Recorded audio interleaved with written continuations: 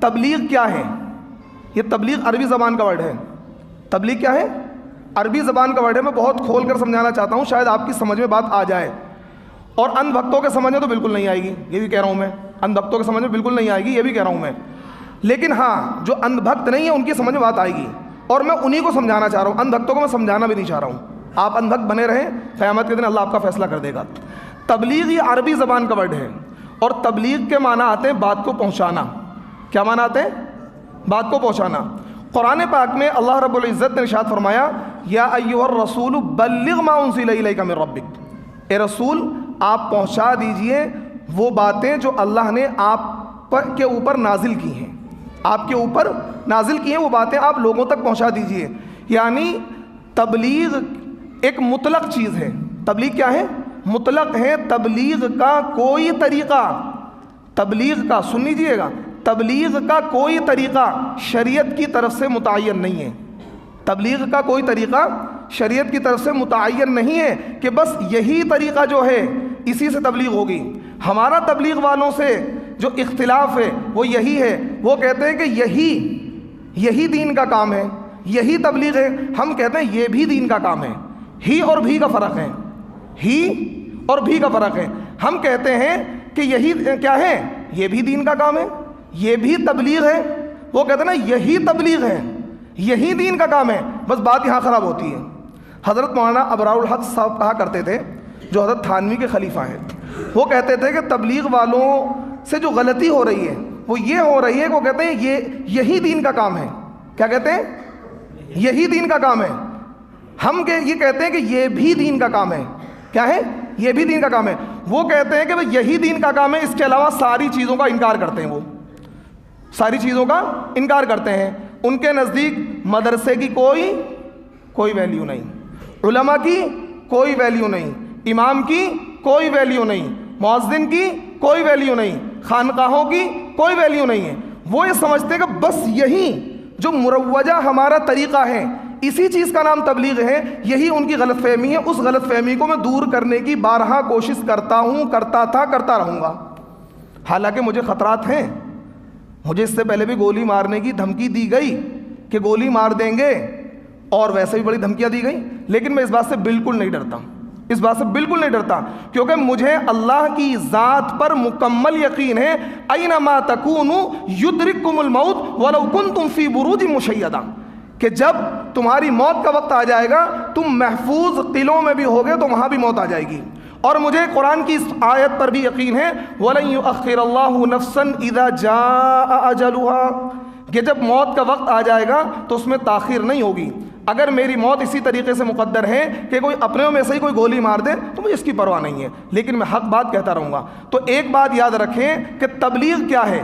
تبلیغ مطلق ہے. حالانکہ علمی بحث ہے، لیکن میں کرنا چاہ رہا ہوں کیونکہ یہ ویڈیو اور علماء تک جائے گی. ان علماء کو بھی سمجھانا چاہ رہا ہوں جو کیا ہے، اندھ بھکت ہیں. اکثر علماء، کچھ علماء ایسے ہیں اصل میں تبلیغ میں جو علماء جڑے ہوئے ہیں وہ علماء جڑے ہوئے ہیں جن کی کوئی صلاحیت نہیں ہوتی. عام طور پر کوئی صلاحیت نہیں ہوتی ہے. ان کو علم سے کوئی واسطہ نہیں ہوتا ہے. کتابیں مدرسے میں انہوں نے پڑھی نہیں ہوتی ہیں، بس وقت پاس کر لیا اور انہوں نے وقت لگا لیا تاکہ مطلب تبلیغ والوں کے درمیان کوئی مقام حاصل کر لیں. پھر وہ اندھ بھکتی اختیار کرتے ہیں. اگر کوئی عالم منکر پر نکیر کرتا ہے تو اس عالم کے خلاف کھڑے ہو جاتے ہیں. لیکن خیر اکثر علماء کا حال یہ ہے کہ اکثر علماء تبلیغ کے منکر پر نکیر کرتے ہیں، چاہے بھلے کمرے میں بیٹھ کے کرتے ضرور ہیں. کمرے میں بیٹھ کے تو سبھی کرتے ہیں. آپ مقامی علماء ہیں، آپ اس کمرے میں گفتگو کریں جا کر کہ مفتی یونس کی یہ تقریر ہے، اللہ کا واسطہ دے کر کہہ رہا ہوں، یہ بتاؤ مفتی یونس کی تقریر غلط ہے صحیح ہے؟ میں خدا کی قسم کھا کر کہہ رہا ہوں کہ وہ عالم کہے گا بالکل 100% ٹھیک ہے، لیکن میں ممبر سے نہیں کہہ سکتا. وہ عالم کھجوری کے کسی عالم کے پاس چلے جانا اور یہ کہنا کہ بھائی پچھلے ہفتے کی یہ تقریر ہے مفتی یونس کی، بتاؤ یہ غلط ہے صحیح ہے، اور اسے اللہ کا واسطہ دینا کہ دیکھنا اگر تم نے غلط بتایا تو میں قیامت کے دن تمہارا گریبان پکڑوں گا. تو انشاءاللہ مجھے اللہ کی ذات سے امید ہے وہ یہ کہے گا بالکل ٹھیک ہے. ممبرس پہ نہیں کہہ پائے گا وہ. خیر، تو کہنے کا مطلب یہ ہے تبلیغ کیا ہے؟ تبلیغ مطلق ہے. تبلیغ کیا ہے؟ مطلق ہے. میں یہاں سے بات پہنچا رہا ہوں، یہ بھی تبلیغ ہے. ایک کیا ہے؟ مؤذن اذان دے رہا ہے، لوگوں کو حی علی الصلاح حی علی الفلاح نماز کی طرف بلا رہا ہے، یہ بھی تبلیغ ہے. ایک مدرس مدرسے میں بیٹھ کر، مکتب میں بیٹھ کر، ٹوٹی چٹائیوں پہ بیٹھ کر قرآن کو پھیلا رہا ہے، یہ بھی تبلیغ ہے. علماء خانقاہوں بیٹھ کر لوگوں کے لیے تزکیہ کر رہے ہیں، یہ بھی تبلیغ ہے۔ ایک بندہ سوشل میڈیا پہ بیٹھ کر دین کا دفاع کر رہا ہے، یہ بھی تبلیغ ہے۔ ایک بندہ غیر مسلموں میں ایمان کی دعوت کر رہا ہے، یہ بھی تبلیغ ہے۔ یعنی مقصد ہے صحیح بات کو، قرآن کی بات کو لوگوں تک پہنچانا، یہ تبلیغ ہے۔ شریعت نے بات پہنچانے کا کوئی طریقہ متعین نہیں کیا ہے۔ بس جماعت والوں کو جو غلط فہمی ہوئی ہے وہ یہ کہتے ہیں، انہوں نے مطلق کو مقید کر لیا کہ نہیں بس یہی تبلیغ ہے، یہی تبلیغ ہے جو ہم کرتے ہیں۔ اور دیکھیے یہ جو تبلیغ ہے 1926 میں شروع ہوئی، حضرت مولانا الیاس رحمۃ اللہ علیہ نے اس کو شروع کیا تھا۔ یہ طریقہ تبلیغ ہے، یہ عبادت نہیں ہے۔ 3 دن لگانا، 10 دن لگانا، 40 دن لگانا، چلہ لگانا اور گشت کرنا، مشورہ کرنا، یہ کیا ہے؟ طریقہ تبلیغ ہے۔ تبلیغ کا ایک طریقہ یہ بھی ہے، یہی تبلیغ کا طریقہ ہے، یہ غلط ہے۔ بات سمجھ آ رہی ہے؟ ہی اور بھی، یہ بھی تبلیغ کا ایک طریقہ ہے۔ اب تبلیغ والے کہتے ہیں نا بس یہی تبلیغ ہے، اگر آپ اس میں نہیں جڑو گے تو آپ ان کے نزدیک معتبر نہیں ہیں۔ انہوں نے مطلق کو مقید کر دیا، اور شریعت کا ایک اصول ہے المطلق یجری علی اطلاقہ، مطلق اپنے اطلاق پر جاری رہتا ہے، اور مطلق کو اگر آپ مقید کرو گے بغیر دلیل شرعی کے تو وہ عمل بدعت بن جاتا ہے۔ وہ عمل کیا بن جاتا ہے؟ بدعت بن جاتا ہے۔ اس لیے ان کا یہ کہنا کہ یہی تبلیغ ہے، ان کے اس کہنے کی وجہ سے اس عمل کو بدعت بناتا ہے۔ آپ یہ کہیں کہ یہ بھی تبلیغ ہے، آپ کیا کہیں؟ یہ بھی تبلیغ ہے۔ اور یہ تو اتنے متشدد ہیں کہ اب تبلیغ میں 2 گروپ ہو گئے۔